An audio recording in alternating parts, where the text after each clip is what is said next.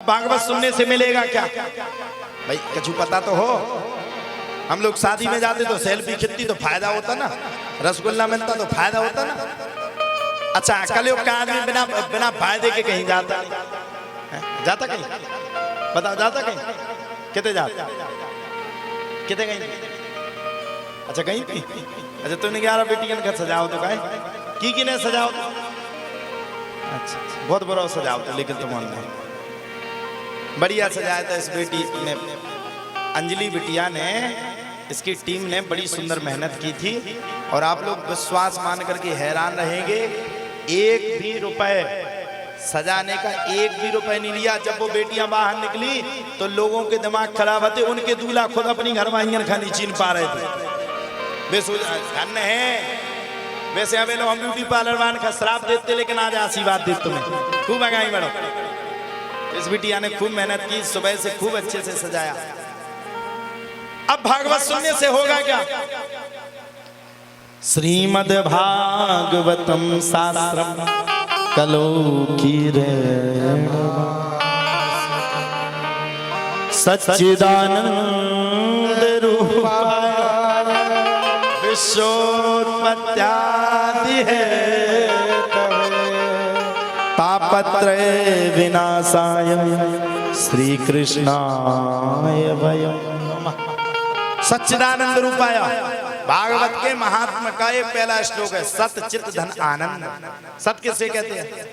आप लोगों ने पहले दीक्षा ली, यजमान जी आपने अपने पापों को धो करके गुरु से दीक्षित हो गए, आपका सत्य आ गया। जब सत्य आया तो आपका दिल बोलने लगा हमें भागवत करवानी चाहिए, तो आपके अंदर चित्त आ गया, भगवान का स्वरूप आ गया। और जब आपके घर में भागवत होने लगी तो मन ही मन इतना आनंद आ रहा है, इतना आनंद आ रहा है, इतना आनंद आ रहा है, उसको कहते हैं सच्चिदानंद। कहते ना सच्चिदानंद भगवान की जय हो। सच्चिदानंद आनंद से मिलकर के जो आनंद है उसका नाम है सच्चिदानंद।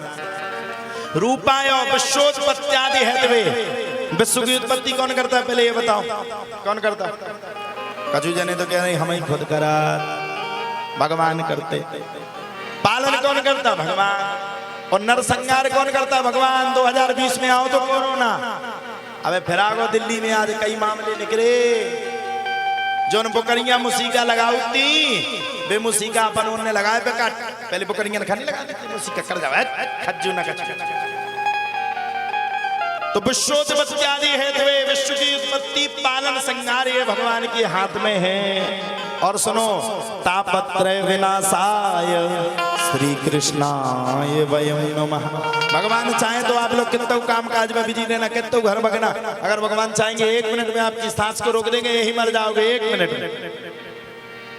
तो तापत्रय विनाशाय श्री कृष्णाय वयम् नमः। ऐसे भगवान को मैं बारंबार प्रणाम करता हूँ। भागवत सुनने से फायदा क्या है?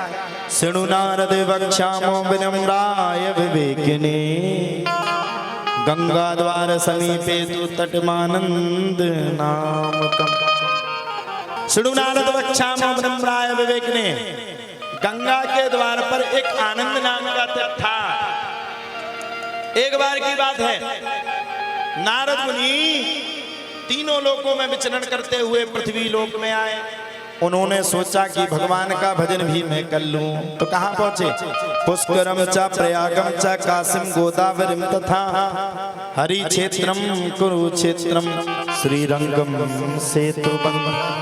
पुष्कर गए तो वहां देखा पाखंड बैठा, प्रयाग गए तो वहां देखा पंडा जी खूब लगे तड़ातड़ के मारने, काशी गए पता चला वहां भी पाखंड है, गोदावरी गए वहां भी पाखंड है, हरि क्षेत्र गए वहां भी पाखंड है। अंत में नारद मुनि वृंदावन पहुंच गए। वृंदावन से संयोगात् पुनस्तम तरुणी नवः धन्यम वृंदावनम तेनु भक्ति नित्यतियत्र। वृंदावन में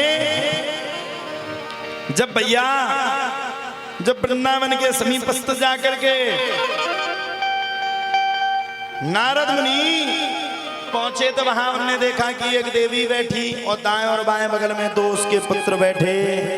एक का नाम है ज्ञान और एक का नाम है वैराग। पूछना चाहा देवी ये कौन है? बोले हमारे पुत्र हैं। वृद्ध कैसे हो गए? बोले महाराज वृंदावन में भक्ति तो सब करता, ज्ञान कोई नहीं चाहता, वैराग्य कोई नहीं चाहता, कैसे मिलेगा?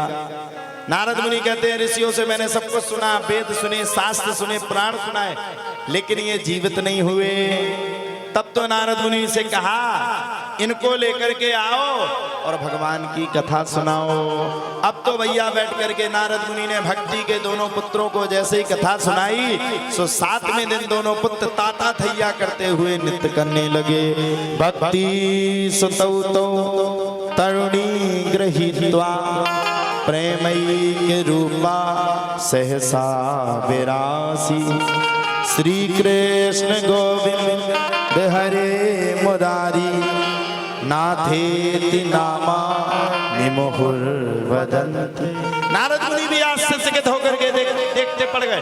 अरे महाराज ये क्या चमत्कार है, मैंने जीवन में पहली बार देखा।